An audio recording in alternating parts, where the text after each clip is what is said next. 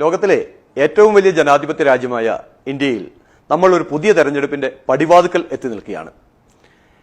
തെരഞ്ഞെടുപ്പിന്റെ വിശ്വസനീയത കൊണ്ടും ആധികാരികത കൊണ്ടും ലോകരാഷ്ട്രങ്ങളുടെ എല്ലാം ശ്രദ്ധ നേടിയിട്ടുള്ള ഒന്നാണ് ഇന്ത്യൻ തെരഞ്ഞെടുപ്പ്. കഴിഞ്ഞ 2 പതിറ്റാണ്ടുകളായി തെരഞ്ഞെടുപ്പിൽ നാം ഉപയോഗിച്ചു വന്നിരുന്നത് ഇലക്ട്രോണിക് വോട്ടിംഗ് മെഷീനാണ്. എന്നാൽ ഇക്കുറി തെരഞ്ഞെടുപ്പിന്റെ വിശ്വസനീയതയും ആധികാരികതയും കൂടുതൽ ഉറപ്പുവരുത്തുവാൻ വേണ്ടി ഇലക്ഷൻ കമ്മീഷൻ ഓഫ് ഇന്ത്യ ആവിഷ്കരിച്ചിരിക്കുന്ന പുതിയൊരു സംവിധാനമാണ് വിവിപാറ്റ്. വിവിപാറ്റ് എന്നതിന്റെ പൂർണ്ണരൂപം voter verifiable paper audit trail എന്നുള്ളതാണ്.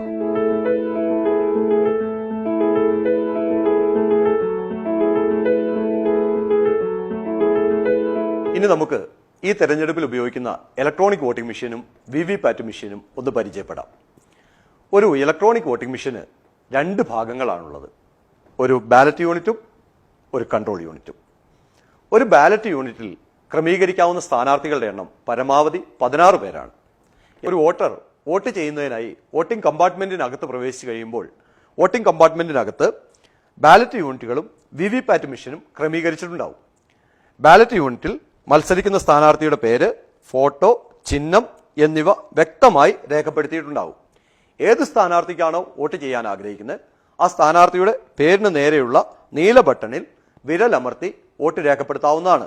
അപ്പോൾ ആ ബട്ടണിന് നേരെയുള്ള ചുവന്ന ലൈറ്റ് തെളിഞ്ഞു വരും. അതേസമയം വോട്ടർ വിവിപാറ്റ് മെഷീന്റെ സ്ക്രീനിലേക്ക് ശ്രദ്ധിക്കേണ്ടതാണ്.